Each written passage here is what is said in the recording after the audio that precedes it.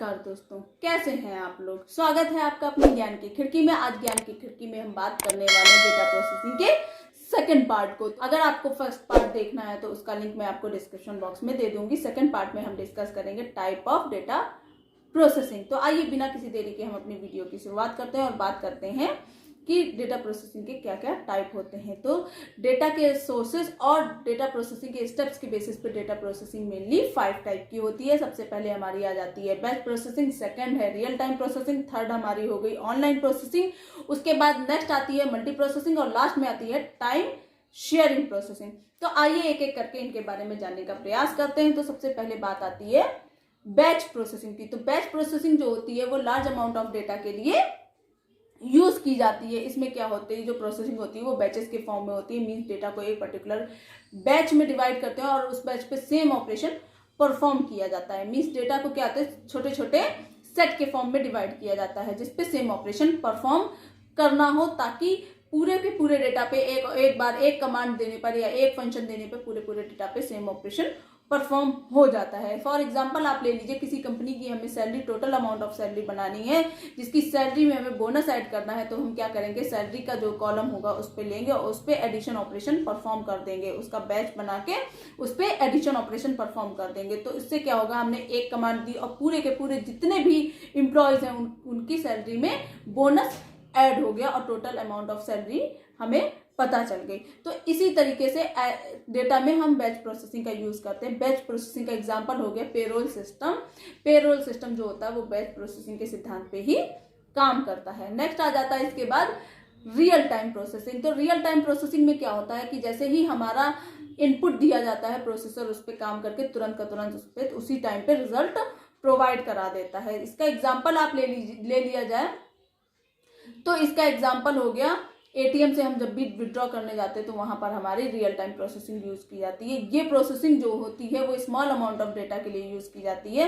अब जैसे आप एटीएम में गए, आपने जैसे ही विड्रॉ किया अमाउंट, एटीएम डालते ही आपकी सारी डिटेल आ जाती है, ये प्रोसेसिंग होती है। उसके बाद जब हम उससे अमाउंट हम डालकर निकालते हैं तो जैसे हमें अमाउंट मिलता है, हमारी जो मेन अमाउंट होता है अकाउंट में, उससे हमारा माइनस हो जाता है जितना अमाउंट आपने निकाला हुआ होता है। तो ये आपका एग्जाम्पल एक तरीके से हो गया रियल टाइम प्रोसेसिंग का। इसके बाद नेक्स्ट आ जाता है हमारा ऑनलाइन प्रोसेसिंग। तो ऑनलाइन प्रोसेसिंग भी जो होती है वो स्मॉल अमाउंट ऑफ डेटा पे ऑपरेशन परफॉर्म करने के लिए ही यूज की जाती है। ये क्या होती है, कंटिन्यूअस ऑपरेशन जब परफॉर्म करना होता है, सेम ऑपरेशन कंटिन्यूअसली एक के बाद एक परफॉर्म करना होता है, तो वहां पर हमारी ऑनलाइन प्रोसेसिंग यूज की जाती है। मीन्स अगर आपका जैसे क्या बोलते हैं, एग्जांपल ले लिया जाए, इसका एग्जांपल हो गया बारकोड स्कैनर। जब हम किसी मॉल में जाते हैं तो वहां पर हमारा हर एक आइटम पर बारकोड लगा हुआ होता है। तो जब बारकोड स्कैन किया जाता है तो तुरंत का तुरंत डिस्प्ले स्क्रीन पर उसका अमाउंट डिस्प्ले हो जाता है कि ये आइटम कितने का है और आइटम का क्या नाम है। इसी तरीके के एक के बाद एक हम बारकोड से स्कैन कराते जाते हैं, मीन्स ऑपरेशन परफॉर्म करते जाते हैं, तुरंत का तुरंत रिजल्ट जो होता है वो हमारा और मिलता चला जाता है। तो यहाँ पर जो यूज होती है प्रोसेसिंग वो ऑनलाइन प्रोसेसिंग ही यूज होती है। ठीक है, उसके बाद नेक्स्ट आ जाती है हमारी मल्टी प्रोसेसिंग। तो मल्टी प्रोसेसिंग में क्या होता है, डेटा जो होता है फ्रेम के फॉर्म में डिवाइड होता है। इसके कई फ्रेम बना दिए जाते हैं और उस पर प्रोसेसिंग परफॉर्म करते हैं। 2 से ज्यादा प्रोसेसर एक पर्टिकुलर कंप्यूटर सिस्टम के लिए यूज किए जाते हैं। इसमें क्या होता है, सेम डेटा पर कई ऑपरेशंस अलग अलग यूज किए जाते हैं सेम टाइम में, तो इसीलिए इसको एक तरीके से पैरेलल प्रोसेसिंग भी कहते हैं। इसका एग्जांपल हो गया वेदर फॉरकास्टिंग। जब भी न्यूज रीडर कोई वेदर की इंफॉर्मेशन देता है तो सेम डेटा पे कई तरीके से ऑपरेशन परफॉर्म करके, मीन्स कई तरीके का उस पर अनुमान लगाते हैं। तो वहां पर जो भी प्रोसेसिंग यूज होती है वो हमारी हो गई मल्टी प्रोसेसिंग। उसके बाद लास्ट हमारी आ जाती है टाइम शेयरिंग प्रोसेसिंग। इसमें डेटा को क्या करते हैं, एक टाइम स्लॉट में डिवाइड करके रखते हैं और जब कितने भी यूजर एक साथ, इसमें एक से ज्यादा यूजर इस डेटा को यूज कर सकते हैं। इसमें क्या होते हैं, जब हमारे पास कम रिसोर्सेस होते हैं तो क्या करते हैं, उस रिसोर्सेस के बेसिस पे टाइम स्लॉट, हर एक यूजर को टाइम स्लॉट दे दिया जाता है कि इस टाइम से इस टाइम के बीच में आप ये रिसोर्स यूज करेंगे। नेक्स्ट हमारा जो यूजर हो गया उसको दूसरा टाइम दिया जाता है। इस तरीके से ये प्रोसेसिंग काम करती है। ये प्रोसेसिंग जो होती है वो टाइम पर बेस्ड होती है।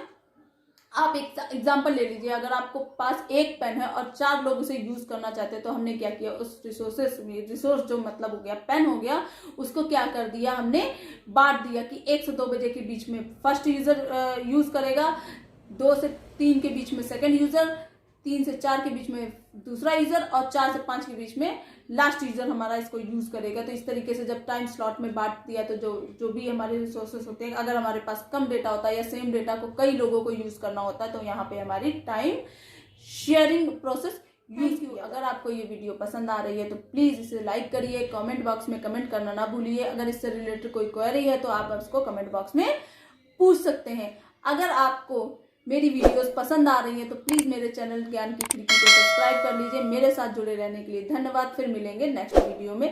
Thank you.